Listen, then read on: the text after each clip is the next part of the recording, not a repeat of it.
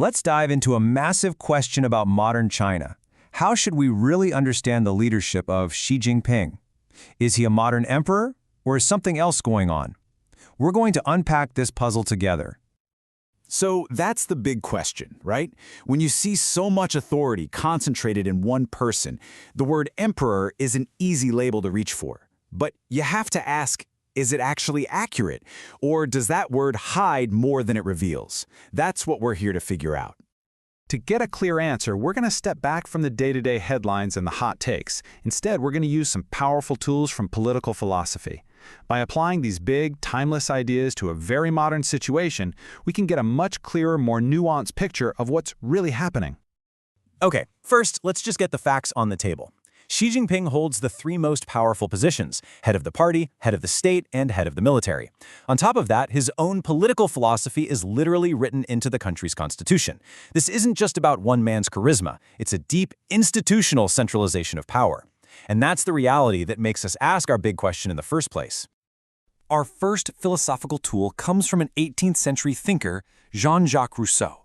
And he was obsessed with one thing: what makes a ruler's power legitimate? So Rousseau's big idea was something he called the general will. He said that for a government to be legit, its power can't just be about what a few individuals want. No, it has to express the shared, collective interest of the entire community. Okay, so if we apply Rousseau's idea here, a highly centralized system raises a big question. When power is so far removed from the everyday person, how can you be sure it's really reflecting their general will? The danger, Rousseau might say, is that the state starts to have a will of its own, totally separate from the citizens. He'd ask, is the state serving the people's collective interest, or has the party's will just taken its place? All right, let's switch gears. We're going to put on a new pair of philosophical glasses and look at this whole thing through the eyes of another giant of political thought, Montesquieu. For Montesquieu, the key to protecting freedom was actually pretty simple. You have to separate the powers of government. You know, the legislative branch makes the laws, the executive branch enforces them, and the judicial branch interprets them. The crucial part? They all have to be kept separate to stop any one person or group from getting way too powerful.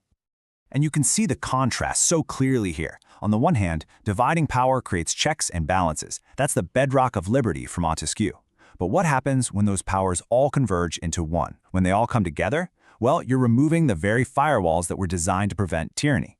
When the party is basically the legislature, the executive, and the judiciary, that whole structure starts to look a lot like the absolute monarchies Montesquieu warned us about. Now, for our third and final lens, Karl Marx. And this one is essential, because his ideas are, of course, foundational to the very system we're discussing. Marx would tell us to stop focusing on individuals and ask a totally different question. Who controls the machinery of the state? For him, real political power isn't passed down through a bloodline, like in an old dynasty. It's held by the group that controls the state's economic and political institutions. So, from a Marxist perspective, here's the absolute key. Xi Jinping's power doesn't come from being the son of an emperor. It comes from his position as the leader of the Communist Party. So in this view, we are not looking at a dynasty. We're looking at a system of party-based authority. The party is the source of power, not a family tree. Okay, we've looked at this through three very different lenses. Each one gave us a really unique piece of the puzzle. So now, let's bring them all together and see what the complete picture looks like. So let's pull all these threads together. Rousseau makes us question the legitimacy of this kind of centralized state, asking if it can really represent the people. Montesquieu points out the huge risks to liberty when you don't have those checks and balances. And finally, Marx gives us the crucial distinction. This isn't about family lineage, it's about the institutional power of the party. So after all that, we can finally go back and answer our question. Is Xi Jinping an emperor? Well, in that historical, dynastic sense, our analysis suggests no.